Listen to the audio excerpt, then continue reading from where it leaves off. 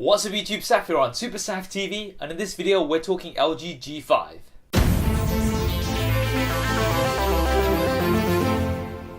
So I've had quite a few requests for this video. The LG G5 is just around the corner and we've got lots of leaks and rumours. So as usual, I'm going to be putting them all together in this one video to give you guys a better idea of what to expect. So firstly, in terms of the display, there's a few different rumours. Some are pointing towards a 5.6 inch display, so that will be slightly larger than the 5.5 inch display that we had on the LG G4. But others are pointing towards a 5.3 inch display, so that would make it slightly smaller. However, for the 5.3 inch display, we are likely to see a dual display, so a secondary screen which will have things like notifications and icon shortcuts. This is similar to what we've got on the LG V10, and that will definitely be useful. I personally prefer the additional screen. In terms of resolution, we're looking at Quad HD, so that's 2560 by 1440, the same as last year. Not necessarily a bad thing. The LG G4 has an absolutely awesome display. We're not going to be seeing 4K as yet, not this year anyway. And there aren't really any rumors or leaks around any type of Force Touch technology in the display of the LG G5. In terms of the build and design, LG are said to be going back to the drawing board and coming up with something quite fresh. Now, the LG G4, it had a decent build with the interchangeable backs, so some were leather, which were quite nice, and then you still had the plastic, so it wasn't necessarily a premium device as such for a lot of people. Now this is said to be changed this time around with a full metal build, so this will be interesting to see.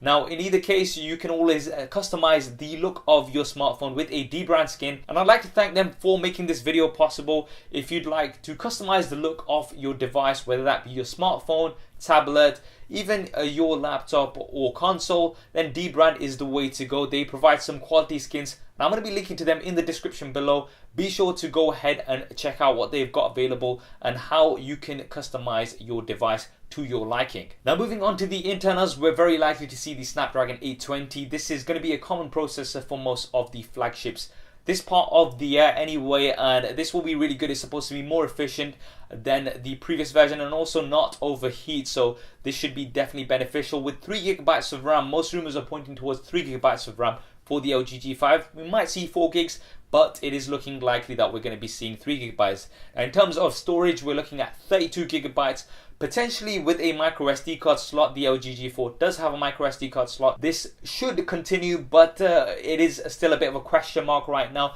If it doesn't have a micro SD card slot, then we may be seeing multiple versions, so 32, 64, and maybe even 128 gig version. Now let's move on to the cameras. There's lots of different reports for the cameras, and this is probably the most interesting part. So some rumors are saying that we're going to be seeing maybe a 20 to 21 megapixel rear-facing camera. The LG G4 had a 16 megapixel camera, so this would be an up in resolution, optical image stabilization, and maybe an aperture of 1.7 potentially. Now this might be pushing it, but we may see a lower aperture than the LG G4, which has 1.8. That should help in a low light and also get a nice shallow depth of field. However, another set of rumors are pointing towards two rear-facing cameras, one potentially 16 megapixels and the other 8 megapixels.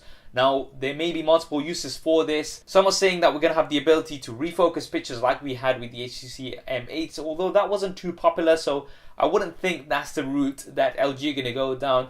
I personally think that they're going to be going more towards what they had with the LG V10, which is two front-facing cameras, one for your standard angle and the other for wider angles, by combining those cameras. So this is something that is likely to be carried on to the LG G5, but for the rear-facing cameras. In terms of front-facing cameras, we're looking at 8 megapixels. Now the LG G4 had one of the best front-facing selfie cameras of 2015, so I'm really positive that the LG G5 is also going to have a great selfie shooter.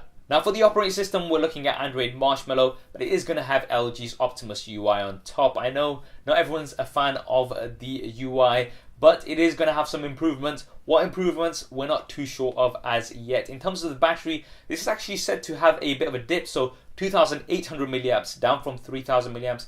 With the efficiency of the processor and the optimized software, DOS and things on a Marshmallow, this potentially will still give you good battery life.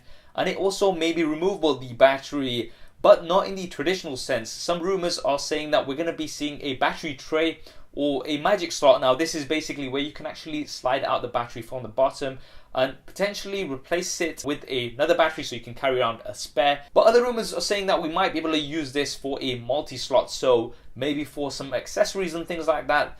Not too sure what that might include, but apparently eyewitness reports have said that this is something that the LG G5 is going to feature. Should be very, very exciting. In terms of additional features, we're looking at USB Type-C. This is something that the LG Nexus 5X has, so it would make sense for the LG G5 to have this, and also a fingerprint sensor at the back of the device. So this is going to be once again similar to the LG Nexus 5X, and if it does work anything like that, then it should be absolutely fine, because the 5X has one of the fastest fingerprint scanners that is out there. This will, however, mean that the back buttons that we're used to seeing from LG may have to move to the side, so something to bear in mind. Now, in terms of the announcement, it's likely that we're going to be seeing it around MWC, so maybe the 21st, 22nd of February, so that's what's looking likely, a little bit earlier than what we had last year for the LG G4, and we are likely to be able to get hold of the LG G5 late March or early April time. So it looks like LG are going to be trying to compete directly with the Samsung Galaxy S7. In terms of pricing,